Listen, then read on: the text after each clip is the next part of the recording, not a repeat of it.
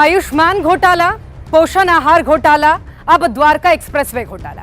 CAG की report में एक के बाद एक भारतीय जनता पार्टी के काले कारनामे और घोटालों की लंबी फहरिस्त ने पीएम मोदी के चेहरे पर चिंता की लकीर खींच दी है।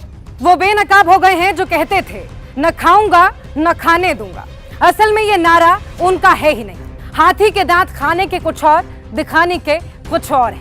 असल में मोदी जी का नारा है खाऊंगा भी और अपने मित्रों को खूब खिलाऊंगा भी। सीएजी भारत सरकार और सभी प्रादेशिक सरकारों के हर तरह के लेखों के बही खाते की जांच करता है।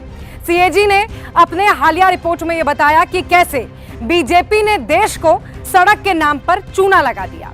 1 किलोमीटर सड़क बनाने के लिए 18 करोड़ के बजट को मंजूरी देनी थी, लेकिन सड़क परिवहन और राजमार्ग मंत्रालय ने 18 करोड़ के बजाय प्रति किलोमीटर सड़क के निर्माण के लिए 250 करोड़ के खर्च को मंजूरी दे दी।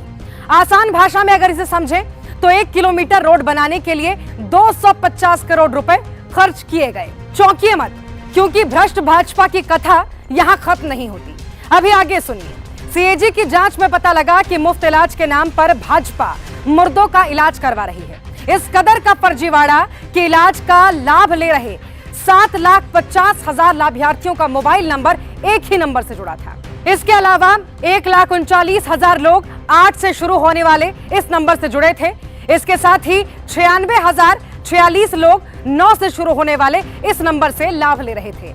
मामा का मध्य प्रदेश तो आयुष्मान घोटाले में सबसे ऊपर रहा। यहाँ पहले मुर्दों का इलाज किया गया और फिर उन्हें दोबारा मार दिया गया। 100 बेड की क्षमता वाले निजी अस्पताल में 250 लोगों को एडमिट दिखाया गया। 450 मरीज तो ऐसे थे जिन्हें अस्पताल लाया ही नहीं गया और अस्पताल में इलाज के दौरान मौत दिखाकर 1 करोड़ 20 लाख की राशि क्लेम कर दी गई। 8,081 मरीजों का एक ही समय में कई अस्पतालों में इलाज चल रहा था। सीएजी ने भारतमाला प्रोजेक्ट की बीडिंग प्रक्रिया में फर्जीवाड़े का भी खुलासा किया।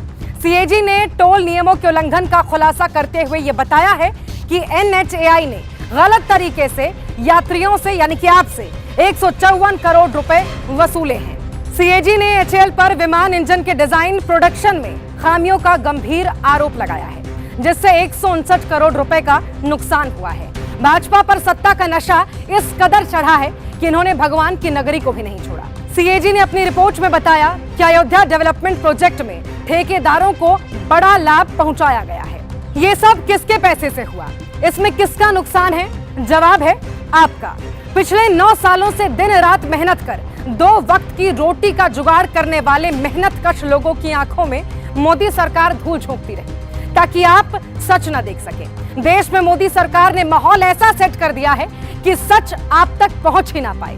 हद तो यह है कि देश की संसद में खड़े होकर मोदी और उनके मंत्री धड़ल्ले से झूठ बोल रहे हैं। अब आपको तो यही लगेगा कि देश के पीएम हैं, संसद में खड़े होकर बोल रहे हैं तो सच ही बोल रहे हैं, लेकिन ऐसा बिल्कुल नहीं। झूठ की बुनियाद पर टिकी इस सरकार को झूठ और घोटालों के सिवा कुछ भी नहीं आता। देश की गाढ़ी कमाई पर तफरी करने और कराने वालों का काउंटडाउन अब शुरू हो गया है।